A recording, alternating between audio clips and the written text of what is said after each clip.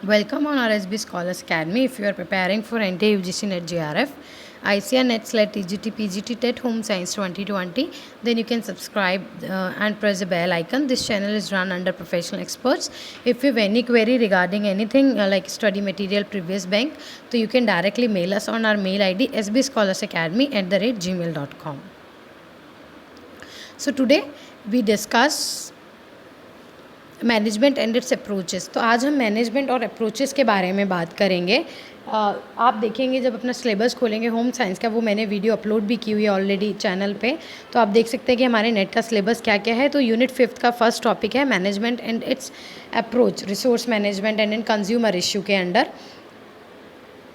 तो मैनेजमेंट क्या होता है, इसके क्या क्या अप्रोचेस हो सकते हैं, मैनेजमेंट क्या है, इसके क्या क्या अप्रोचेस हो सकते हैं, व्हाट इज़ मैनेजमेंट, कैसे मतलब क्या होता है ये, तो इस प्रबंधन और इन सब के बारे में हम बात करेंगे। What is management. मैनेजमेंट जो होता है जैसे कि that is a art of getting things done through others, कि कैसे मेरे को औरों से काम करवाना है, कैसे मेरे को मैनेज करना है। दैट इज़ कि like in my organisation the manager will not do everything. जो एम्प्लॉयर का काम है that is done by the employer only.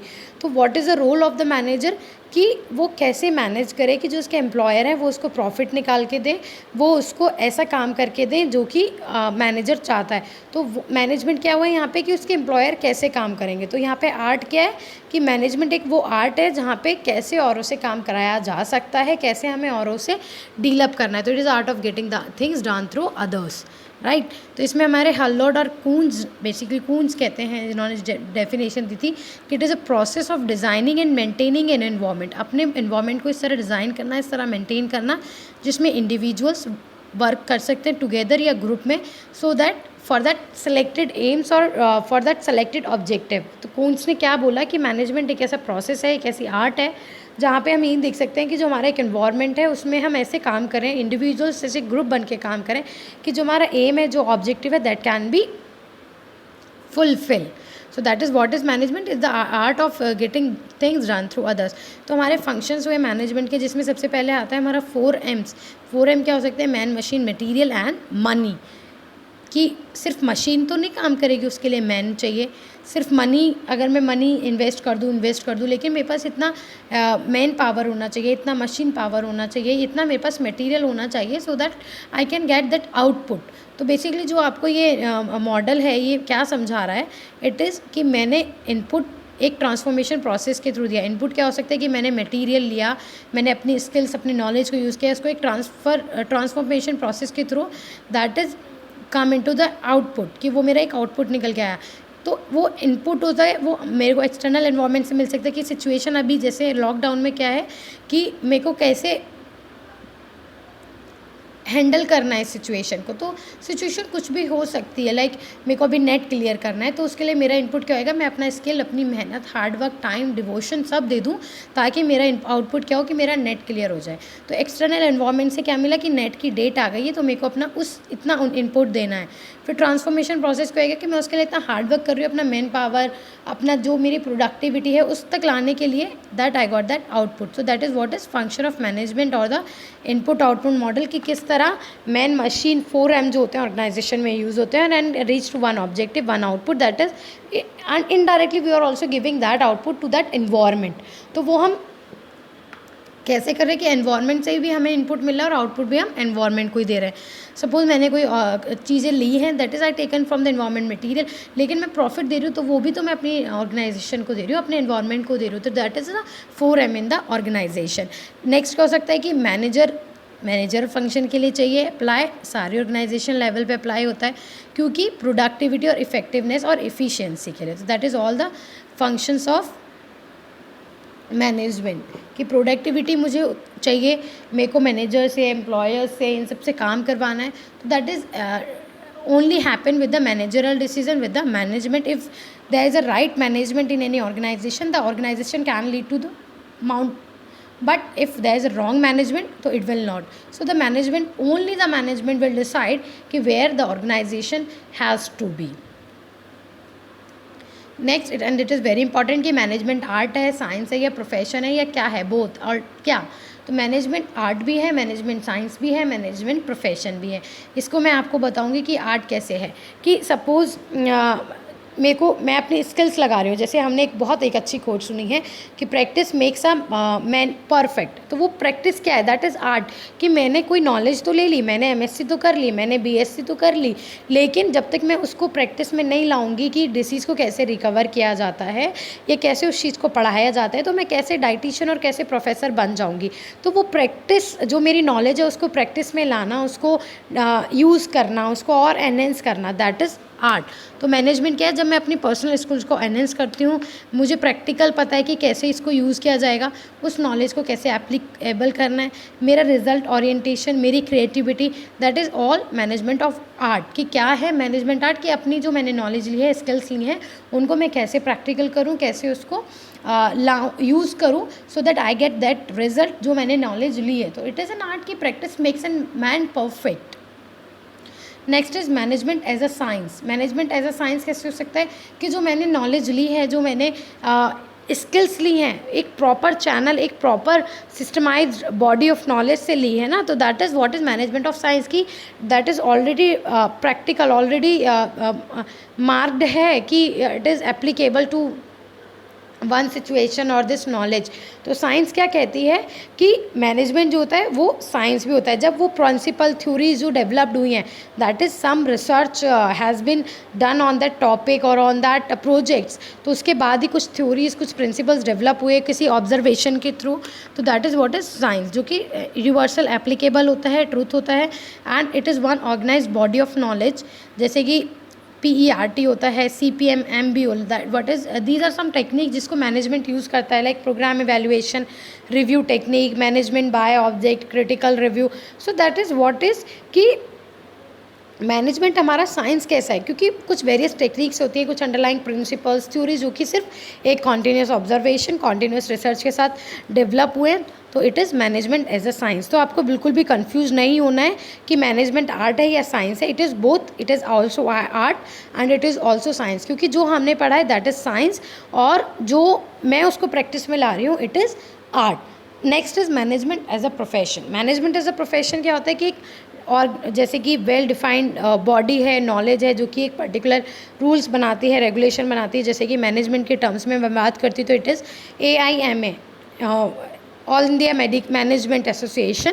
तो ये काम करती है हमारे एक रीजनल बॉडी है, एपिक्स बॉडी है, जो कि मैनेजमेंट के लिए काम करती है, क्या रूल्स होने चाहिए। तो दैट इज़ प्रोफेशन की कैसे उसको हम सम रूल्स रेगुलेशन के थ्रू कैसे हम उसको प्रोफेशन में ला सकते हैं, कैसे हम उसको लर्निंग एक्सपीरियंस और ethical code of conduct. Next is approaches to management. ये भी हमारा फर्स्ट यूनिट का ही यूनिट 5th का ही पार्ट है, रिसोर्स मैनेजमेंट का।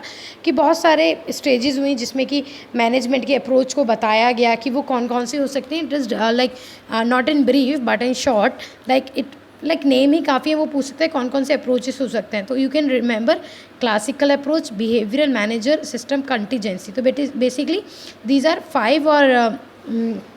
5 अप्रोचेस जिस पे मैनेजमेंट काम करता है: classical, behavioural, management, system and contingency. तो इसमें आपसे पूछ सकते हैं विच इज़ नॉट अप्रोच और which are the following approaches. ये हमारा मॉडल है मैनेजमेंट का कि कैसे मैनेजमेंट काम करता है। जैसे एनवायरनमेंट मैंने उसमें आपको बताया, जो लास्ट मॉडल मैंने बताया लास्ट स्लाइड्स में मॉडल, वही मॉडल है ये भी। कि इनपुट में क्या हो सकता है हमारा, मनी हो सकती है, pen power, machinery, material, method.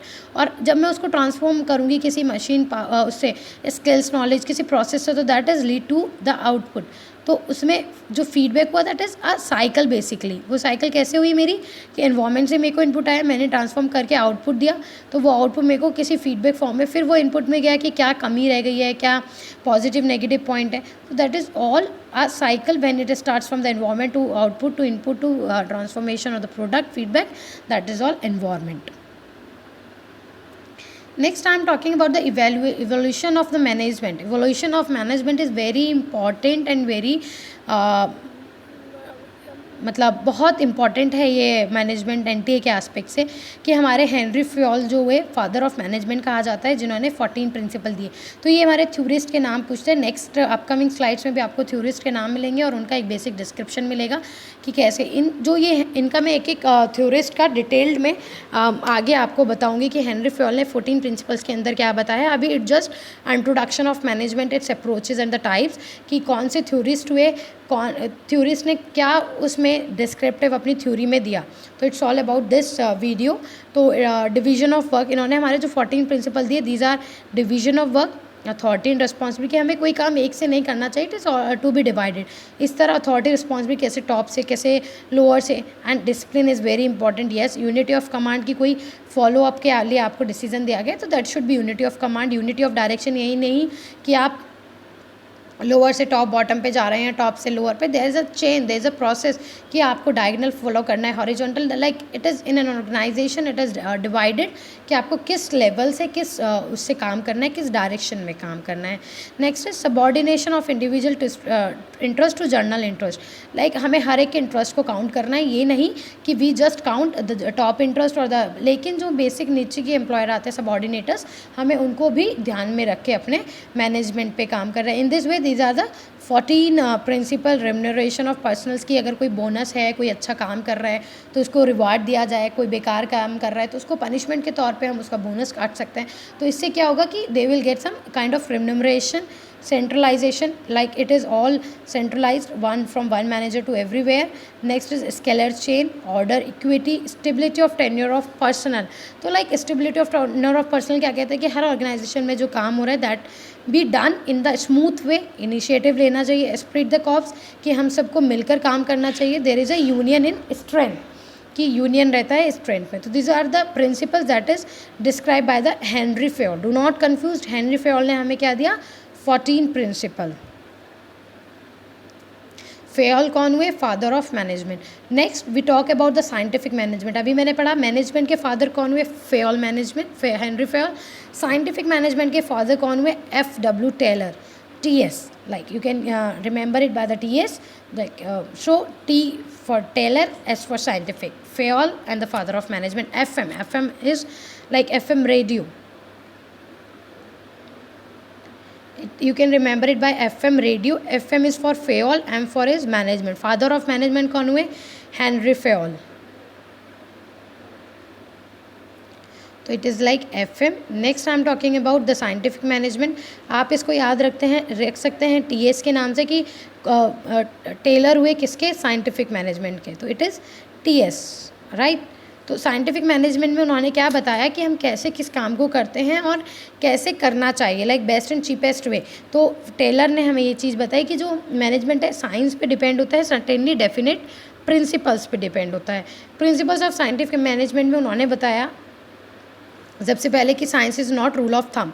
Science is not rule of thumb का मतलब होता है कि हम जो भी कोई काम कर रहे हैं, टेलर ने बोला कि there must be a thinking before doing, किसी काम को करने से पहले हमें सोचना चाहिए, like there can be a trial and error method. तो इट इज़ नॉट कि साइंस जो होती है वो रूल ऑफ थंब नहीं है कि it is all done, no, it is trial and error method, hit and miss method, कि हिट एंड मिस मेथड कि आपको सोचना चाहिए पहले करने से पहले। तो like it is what is science, not rule of thumb.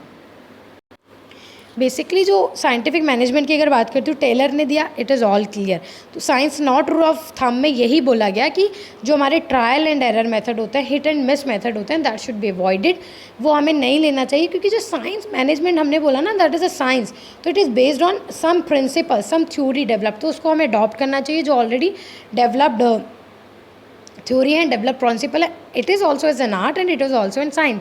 तो बट टेलर सेज कि it is not rule of thumb, कि it is all okay done, it should be avoided. Trial and error method जैसे मैंने पहले बोला कि इसको लेना चाहिए, but it should be avoided, no, it should not be accepted any more in the process of management. अगर आप ट्रायल एंड एरर करके देखते रहेंगे तो उससे क्या होगा कि हमारा मशीन जो मैन पावर है वो वेस्ट हो रहा है, प्रोडक्टिविटी वेस्ट हो रही है, इन्वेस्टमेंट ज़्यादा लग रहा है, जिसके कारण हमें लॉस हो सकता है ऑर्गेनाइजेशन में। तो हमें ध्यान रखना है कि जो ऑलरेडी थ्योरी डेवलप्ड प्रिंसिपल्स हैं उन पे हम काम करें, उन पे हम वर्कआउट करें, सो दैट जो ऑलरेडी डिसीजन टेकन अप है, so that we can get less investment and more of profit. इसी तरह हमारे सारे साइंटिफिक ऑफ मैनेजमेंट बताए गए, हार्मोनी, नॉन डिस्कॉर्ड, कॉपरेशन, है ना, maximum. So we will discuss in latest video one by one. हम साइंटिफिक मैनेजमेंट पे सिर्फ एक वीडियो बनाएंगे, but right now it is very important for management on the aspects of the net. तो उसके लिए मैंने आपको एक ही वीडियो में कि मैनेजमेंट क्या होता है, उसके अप्रोचेस क्या होते हैं और थ्योरिस्ट ने कौन सा कंट्रीब्यूशन दिया, किस वे में दिया, क्योंकि बेसिकली थ्योरिस्ट के कंट्रीब्यूशन पूछे जाते हैं कि टेलर किसके लिए फेमस है, हेनरी फयोल किसके लिए फेमस है, तो you can do this. Next है जॉर्ज एल्टन मायो, जिन्होंने हॉथरन एक्सपेरिमेंट दिया, and it is very very important कि हॉथरन एक्सपेरिमेंट्स आ जाता है कई बार कि मायो ने क्या दिया, एल्टन मायो ने क्या दिया। तो they are famous for their Hawthorne experiments, illumination experiments और देयर टेस्ट रूम एक्सपेरिमेंट्स के कितने वर्किंग आवर पे अगर हम टेस्ट करें कितने, तो that is all done by the Mayo mass interview programme. Next हमारे हुए Lawrence Gantt, Henry Lawrence Gantt, जिन्होंने गैंट चार्ट बनाया अपने शेड्यूल करने के लिए, वर्क को कंट्रोल करने के लिए। उन्होंने उसमें टास्क एंड बोनस प्लान को भी रखा, जिसमें कि मिनिमम वेजेस गारंटी किया जाता है सारे वर्कर्स को, इररिस्पेक्टिव ऑफ कि वो कितना आउटपुट देते हैं, कितना एक्स्ट्रा वेज देते हैं। तो इस तरह उन्होंने गैंट चार्ट प्रिपेयर किया कि that is use for the schedule and the control of work. Frank bunker Gilbert, जिन्होंने बेसिकली इसको गिलबर्ट मोशन स्टडी के नाम से भी जाना जाता है, जिसमें इन्होंने कुछ गिलबर्ट अपने सिंबल्स को यूज़ करके motion study, time study, fatigue study को पढ़ा कि कितने लेवल पे, कितने मोशन पे इतने वर्क आर किया जाता है तो कितना फटीग हो सकता है, वर्क सिंप्लीफिकेशन। और उन्होंने बेसिकली पोजीशन प्रमोशनल प्लान बनाए 3, जिसमें उन्होंने प्रेजेंट पोजीशन और before promotion, after promotion, higher position जहाँ होती है तो उसको उन्होंने रखा। तो गिलबर्ट के लिए जो फेमस है दैट इज़, आप ध्यान रखिए, that is all these motion study, time study, fatigue and work simplification. उन्होंने वर्क सिंप्लीफिकेशन टेक्निक पे भी काम किया अपने गिलबर्ट को सिम्बल्स को यूज़ करके। तो that will be detailed in another video. We will make one video on one theorist that will more clear to you, but for the aspects, as we have little time for to cover the syllabus or for the aspect of the net, so हमने आपको इसमें ये बताया है कि कैसे कितने theorist ने क्या काम किया है। Next I am talking about they all are the theorist जिन्होंने काम किया। तो हमने कितने थ्योरिस्ट पढ़े, सबसे पहले हमने पढ़ा FM, हेनरी फयोल के फादर ऑफ मैनेजमेंट। नेक्स्ट हमने पढ़ा TS, साइंटिफिक मैनेजमेंट। नेक्स्ट हमने पढ़ा प्रिंसिपल्स उनके। देन मायो ने क्या दिया, तो Mayo is famous for Hawthorne experiment, you can remember it by EMH और MH, that's what you want. Gantt chart, Laurence Gantt chart ने दिया टास्क एंड बोनस प्लान के लिए। एंड गिलबर्ट का आप याद रख सकते हैं मोशन और फैटिग स्टडी से। So these are the some question जो कि नेट के एग्ज़ाम्स में पूछे जाते हैं। It is one type of model की पूछा जा सकता है, लेकिन बहुत तरह के आप प्रीवियस ईयर्स देखेंगे तो आप उसको समझ पाएंगे। Previous year is very important for net purpose. उससे क्या होगा, आपको पता चलेगा कि किस तरह के क्वेश्चन हमसे नेट डिमांड करता है, किस तरह की प्रैक्टिस नेट हमसे डिमांड करता है। So if you want previous year question bank, you can mail us on our mail ID sbscholarsacademy@gmail.com। We will provide you as soon as possible. तो इसमें हम क्वेश्चन देख सकते हैं कि किस तरह से NDA पूछता है हमारे मैनेजमेंट अप्रोच और थ्योरिस्ट पे। तो सबसे पहले हम क्वेश्चन देखते हैं, which famous management thinker was associated with the development of Hawthorne experiment. तो ये पूछा जा गया क्वेश्चन है और आ भी सकता है कि हॉथरन एक्सपेरिमेंट किस थ्योरिस्ट ने, किस मैनेजमेंट ने। तो it is George, it is Maslow, no, it is Elton Mayo और Chester Barnard. So you have to see कि मैंने क्या पढ़ा था। तो आपको याद रखना है अब्राहम मास्लो ने क्या दिया था, नीड्स, हायरार्की नीड्स दिए थे। जॉर्जन ने नहीं, डॉगलस जॉर्जन ने हॉथरन एक्सपेरिमेंट नहीं दिया था। इट इज़ MBO और PERT पे उसने काम किया है Barnard. Elton Mayo is the right answer. So इसका जो राइट आंसर है वो क्या होगा, it is Elton Mayo. Next is the principle of management that in union there is strength. वो कह रहे हैं प्रिंसिपल ऑफ मैनेजमेंट में ऐसा कहा गया है कि यूनियन में एक स्ट्रेंथ होती है, तो उसको हम क्या कहते हैं। तो it is scalar chain, stability of tenure, equity to gain और स्प्रेड द कॉप्स। अब आपने प्रिंसिपल्स के बारे में आपको पता होगा कि प्रिंसिपल ऑफ मैनेजमेंट किसने दिए हैं। तो you can remember that is Henry Fayol ने 14 प्रिंसिपल दिए थे, जिसमें कि ये चारों हैं हमारे। अब उसमें से वो कह रहे हैं यूनियन देयर इज स्ट्रेंथ किसको कहा गया है, तो the answer is esprit de corps. तो in the same way you have to recognise कि आपको क्वेश्चन को कैसे सॉल्व करना है, कैसे देखना है। तो it is all the type, the model that can asked in NTA. More descriptive, more previous year question paper, more practice you do for your net, the more achievement will you get. So thanks for watching my video. If you have any query, comment on my video, or you can directly mail on my mail ID sbscholarsacademy@gmail.com. Keep watching, stay safe, stay home.